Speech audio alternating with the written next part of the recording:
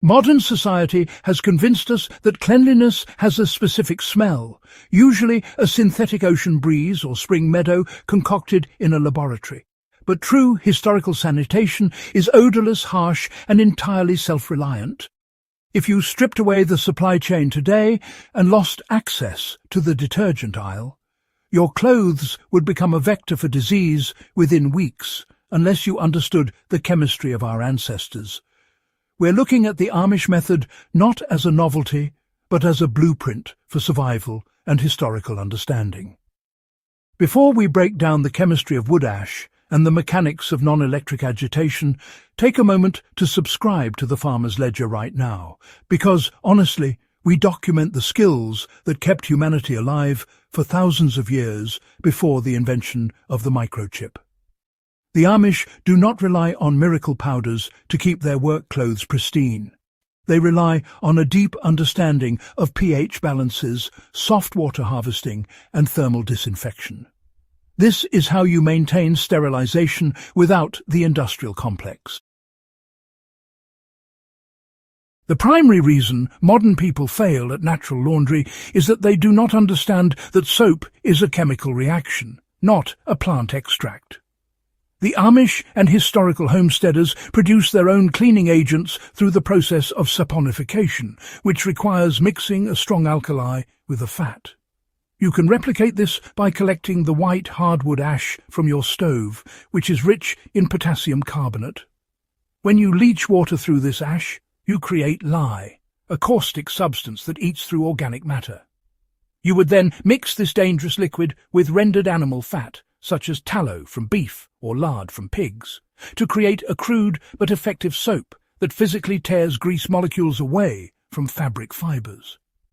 Unlike modern detergents, which use surfactants to lower water tension, lye soap works by chemically binding to the dirt. If you are in a survival situation, you're not looking for foam. You're looking for that chemical binding. You can test your lye concentration by floating an egg in the solution. If a designated area of the shell surfaces, the lye is ready to react with your stored fats. A common misconception among casual history tourists is that the Amish exclusively use washboards and scrub their knuckles raw for every single load of laundry.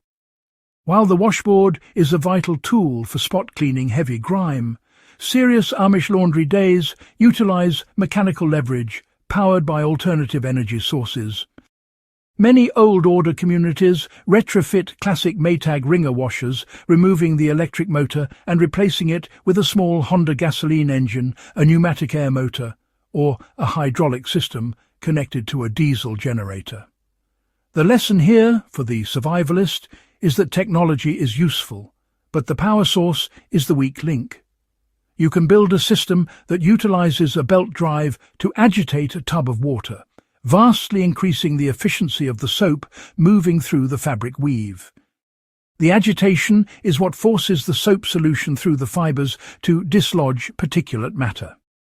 If you are building a survival homestead, you should look for vintage wringer washers and learn how to rig them to a mechanical output shaft, rather than relying on a solar inverter to power a modern, fragile circuit board. You will struggle to clean clothes naturally if you are using water pumped from a deep well, because the mineral content, specifically calcium and magnesium, reacts with natural lye soap to form a disgusting grey curd known as soap scum.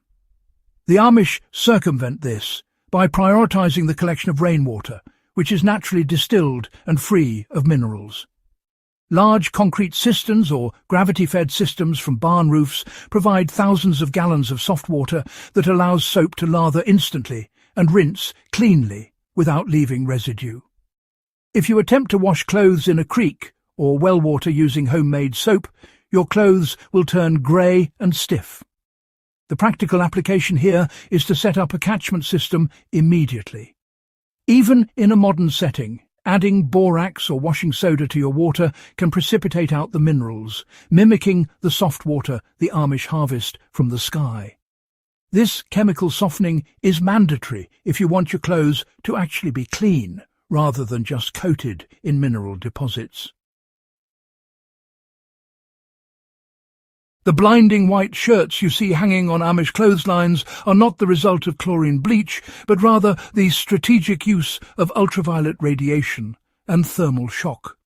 The sun is a powerful oxidizer that breaks down stains and kills bacteria effectively when clothes are wet.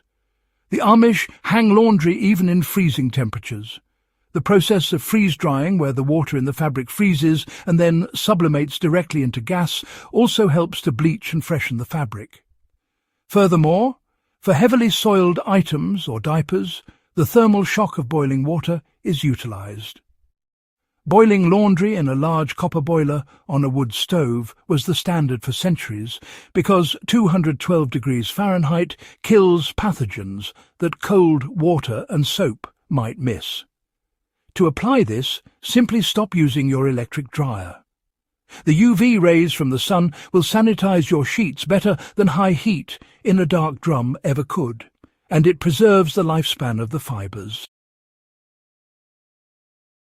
Understanding how to maintain hygiene without a supermarket is one of the most critical preps you can make. The Amish prove that you do not need harsh synthetic chemicals to maintain high standards of cleanliness. You simply need to understand the materials available to you. We have more deep dives into historical survival skills coming up, including food preservation and tool making. So make sure you subscribe to the Farmer's Ledger and share this video with someone who needs to wake up to the reality of self-reliance.